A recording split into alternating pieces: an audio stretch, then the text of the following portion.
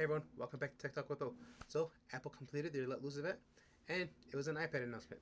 iPad Air, iPad Pro, and Apple Pencil Pro. So, I'll give you my thoughts. So my thoughts, I was really thinking this is going to be some BS announcement, minimal improvements, but no, this is a big improvement on the iPad Pro especially, and on the Apple Pencil Pro. Kudos, they did their thing. It was really a surprise. But even with all the huge improvements, even with the M4 chip, even with the Apple Pencil Pro, in the end of the day, the iPad is still just a tablet.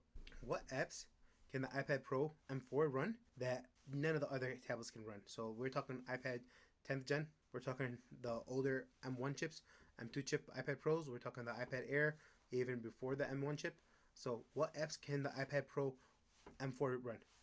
Let me just start, let me just say, if you need it, great, go ahead, buy it. It's worth it for you, that's great. But just in general, everyone else will be good with the 10th gen iPad. I say that because I use a tablet, the Galaxy S7 Plus, for everything, almost everything. Maybe 90% of the time, I try to replace my computer with it. At all times, I use it for everything. At the 10% of the times I can't, I'll just go back to my laptop. And when someone asks me, hey, what's a good budget laptop to buy? I always tell them, just get the 9th gen iPad. Now I'm going to tell them get the 10th gen iPad because it does the same thing almost exactly like laptops. Microsoft Office, surfing the web, media consumption, and just so much. You can use your apps, your bank apps, QuickBooks, your just everything. It does so much. But they're not computer replacements. Like I said, there's still sometimes I have to use a computer. There's a lot of programs, they don't run on tablets, they run only on computers. So animation programs, engineering programs, IT programs, there's a lot that you really need still a computer for. Unfortunately, you're talking about all the possibilities that M4 iPad Pro can do. Those possibilities have been there since the M1. It's been a computer since the M1. So what are you paying for? Are you paying for possibilities? I don't want possibilities. I want capabilities. And that's the problem. It's being restricted by Apple, and it's still just a tablet. For $349, you can get a tablet. That'll work amazing. You can get the M2 MacBook Air for $999.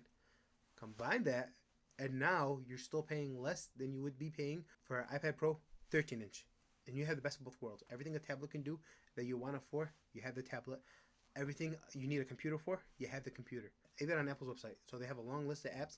Take full advantage of the power of the M1 chips. But what does that even mean? There's basic games. There's no apps. There's Twitter. Those apps work on pre-M1 models. They work on iPad minis. They work on iPad Pros. They work on iPad Air. They work on iPad normals. They show you that list, but at the end of the day, a tablet is a tablet. There's only like a few apps, DaVinci Resolve, Final Cut, and a few apps where the M1 chips can still run it. The M2 chips will still run it.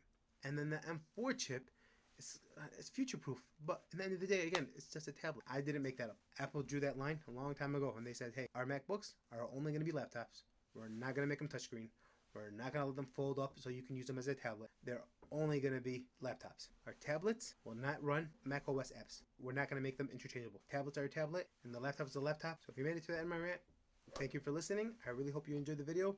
Please like and subscribe. That helps me out a lot. I'll see you next time.